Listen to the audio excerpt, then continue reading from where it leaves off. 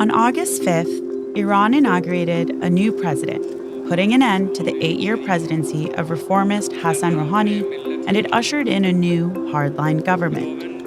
The new president, Ebrahim Raisi, is said to be handpicked by the supreme leader, Ali Khamenei, the man who controls Iran's religious and political ideology. Mr. Raisi is a hardline cleric who won his election amid accusations of corruption and historically low voter turnout. He's taking the helm at a critical time. Nuclear talks, social unrest, and economic struggles are set to be top of his agenda. Iran's economy is in tatters. It's plagued by sanctions and government corruption. Iranians are jobless, many struggling to eat and pay their bills, and they're largely cut off from much of the rest of the world. Weeks of protests over government mismanagement of resources like water have also led up to Raisi's inauguration, starting this new era off on shaky ground. The new president had vowed in his campaign to continue the nuclear talks in Vienna in an effort to get U.S. sanctions removed and help relieve some of Iran's economic pain. He also tempered his usually hardline rhetoric around Iran's domestic policy. But now, a week since President Raisi was inaugurated, Iranians are already seeing a change. This is Beyond the Headlines. I'm your host, Leila Gharagozlou, and this week we're talking about the future of one of the world's most closed-off countries, Iran.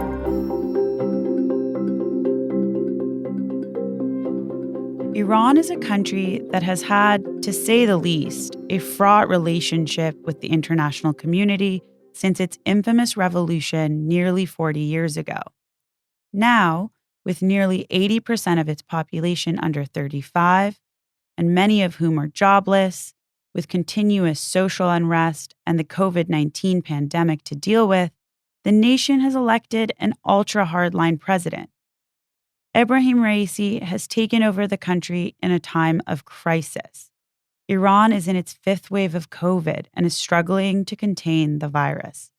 Thousands of Iranians are getting sick, and many are dying with virtually no access to a vaccine or even regular medical treatment. Mr. Raisi also came into office just a few weeks after mass protests over water scarcity in Iran's farming region Khuzestan took hold of the country. Iranians across the country took to the streets to protest lack of water and years of governmental mismanagement. Generally, the last few years have been marked by protest. In 2019, Iranians faced some of the deadliest protests in nearly 40 years. Over the 2 weeks of protests, human rights groups estimate at least 1,500 Iranians were killed by governmental forces. Iranians were protesting high fuel prices, lack of jobs, and an overwhelmingly repressive government. Both inside and outside Iran, Ebrahim Raisi is known for a few things: his role in the mass execution of political dissidents, his aversion to the West, and his harsh sentencing as Iran's judiciary head. In the 1980s, Mr. Raisi was put in charge of what is infamously known as the Death Committee, a group tasked with dealing with dissidents in the early years of the Islamic Revolution. His dark legacy was cemented over the last 2 years as judiciary head, where he sentenced activists and dissidents to the death penalty. He is also said to have used Iran's court system to suppress those very 2019 protests. Also in 2019, Mr. Raisi was sanctioned by the U.S. He is also on trial currently in Sweden for his alleged crimes in the 1980s. He is, however, also being groomed by the supreme leader to potentially succeed him. Despite his past, Mr. Raisi spent the election softening his stance, promising to lessen the social restrictions on ordinary Iranians. Iranians face a myriad of everyday restrictions that many of them attempt to skirt around. There are laws that dictate what people can and cannot wear. They force women to cover their heads. Books, movies, and TV shows must be approved by the government. Iranians are forced to register their cell phones with the government. There are restrictions on people's ability to use the internet freely, and to even use social media. Iran's hardline parliament is also looking to enact a new law that would criminalize the use of VPNs. The new law would also require major foreign tech companies like Facebook to register with the Iranian government and be subject to its oversight and data ownership rules. I think if it was up to Raisi himself, he would probably really try to open things up a bit, give people some breathing space, if you will, not only in terms of alleviating their economic hardship, but also trying to open up the social and cultural spheres a bit, just to be, in fact, working on his own popularity. That was Adnan Tabatabai, co-founder and CEO of Carpo, and an expert on Iran's political space. Adnan has spent his career following the ins and outs of Iranian politics and advising European governments on the best way to deal with Iran. His company, Carpo, has also worked to facilitate Track 2 civil society dialogue between Iran and countries like Saudi Arabia. Adnan warns that Raisi's softer approach may not last too long. The issue is, however, that there are people, hardline elements of the conservative principlist camp, that expect from him to take over their agenda because they helped him to enter the president's office. And therefore, we can assume that he will be asked and demanded to take a harder stand when it comes to social issues, etc. But whether or not he will win this tug of war or whether he will have to give in to that pressure, this question is really open. Iran, much like other places in the world, also faces broad partisanship. However, unlike Western democracies, the infighting also includes harsh societal restrictions and rules on its people. Over the past 2 years, Iran's domestic politics has taken a turn. Hardliners in Iran's government have gained control of parliament and blocked most of former President Rouhani's policies, instead enacting new laws that create even more restrictions on ordinary people. Negar Mortazavi, an Iranian reporter, takes a less optimistic stance to Adnan when it comes to where she sees Iran's domestic future. Negar says this new hardline president is most likely going to be similar to Iran's last hardline president, Mahmoud Ahmadinejad. Mr. Ahmadinejad is most often described as a firebrand in Iranian politics. He rode in on a populist movement promising change. His 8 years in office, however, drove Iran even further from the global stage. He was combative, repressive, and very conservative. I think Ebrahim Raisi's presidency, as someone from the core of the hardline faction, is going to be somewhat similar to the Ahmadinejad era, which is the closest we saw before Rouhani's presidency, which led to a closing of the political space inside the country internally, a more securitization of the domestic space. I don't think there will be much more social or political freedoms when it comes to Iran's domestic scene. There will probably be more pressure on critics and dissidents and journalists and political activists who are seen as opposed to the hardline faction. Back in 2015, Iran, the US, and Europe achieved what many thought would never be possible. The three groups agreed and signed a nuclear accord that would put restrictions on Iran's nuclear facilities, thaw relations between Iran and the West, and lift sanctions. It was at the time a testament to diplomacy. Unfortunately, the nuclear accord, known as the JCPOA, did not last. In 2018, President Donald Trump pulled the U.S. out of the agreement, violating the accord and imposing unilateral and crippling sanctions on Iran and its people.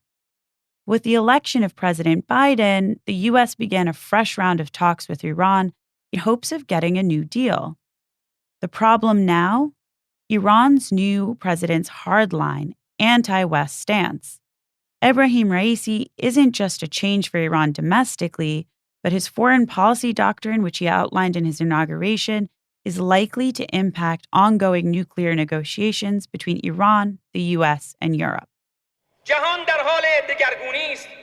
The world situation is changing rapidly. How well the countries can protect their interests depends on their understanding of the new world and strategic interaction with emerging powers. A balanced foreign policy is a successful foreign policy. The meddling of enemies in the region will not resolve any problems, as it is itself a problem. These negotiations are not a fix-all for Iran's economic problems, but lifting U.S. sanctions is likely to help Raisi achieve some popularity domestically. It's a difficult juncture right now because the negotiations, as many of us expected, didn't finalize under Hassan Rouhani, the outgoing president. So Ebrahim Raisi will come in with sort of these half-done talks that are not finalized. It's not something that he's going to inherit. And his new team are going to now be in charge of negotiations with the United States. And this makes things more complex and difficult. I don't even know if the nuclear deal is going to be possible because that's sort of what we saw under the Mahmoud Ahmadinejad administration. There were nuclear negotiations, but they never finalized into an agreement. So there are a lot of unknowns right now, but I think any kind of diplomacy and negotiations with the West, especially the United States, is going to be more difficult under the new hardline president. The open secret of this new presidency is that Mr. Raisi's foreign policy is largely tied to that of the supreme leader.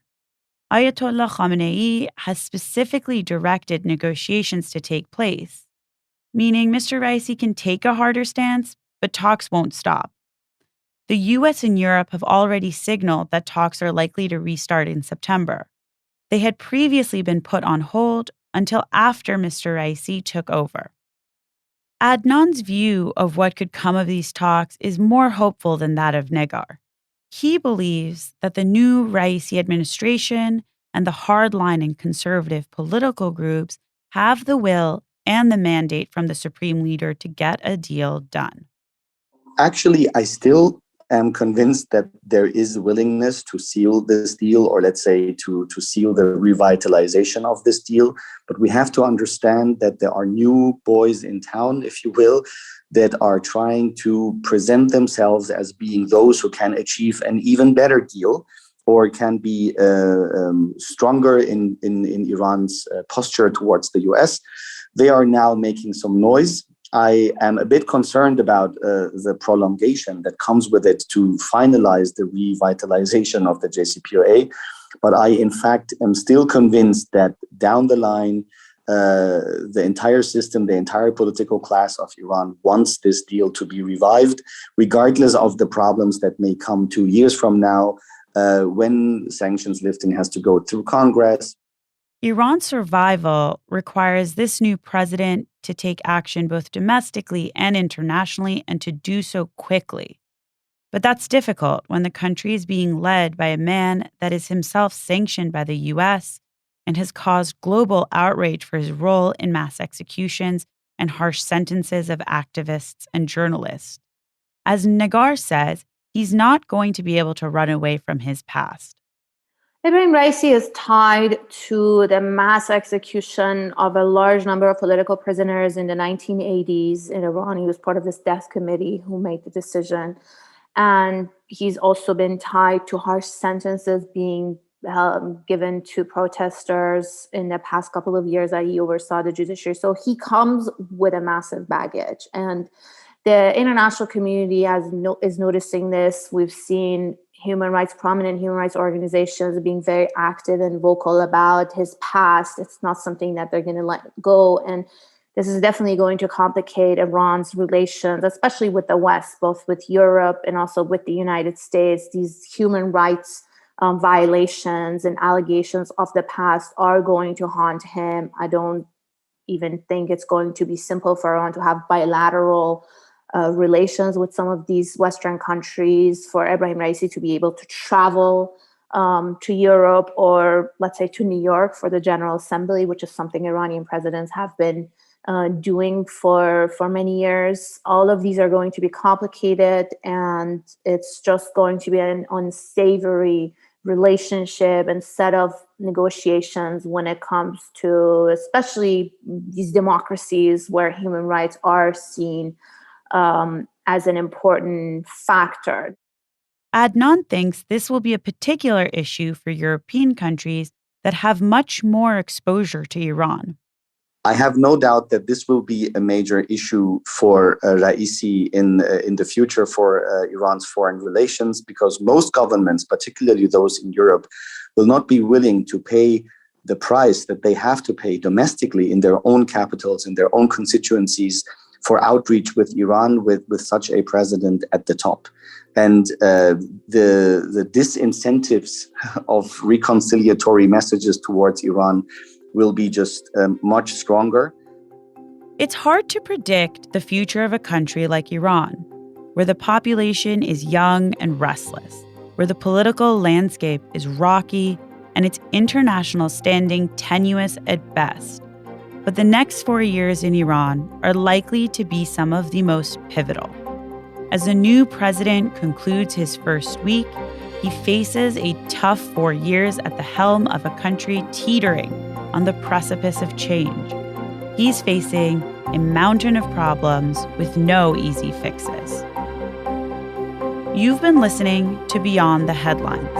I'm your host, Leila Gharagozlou.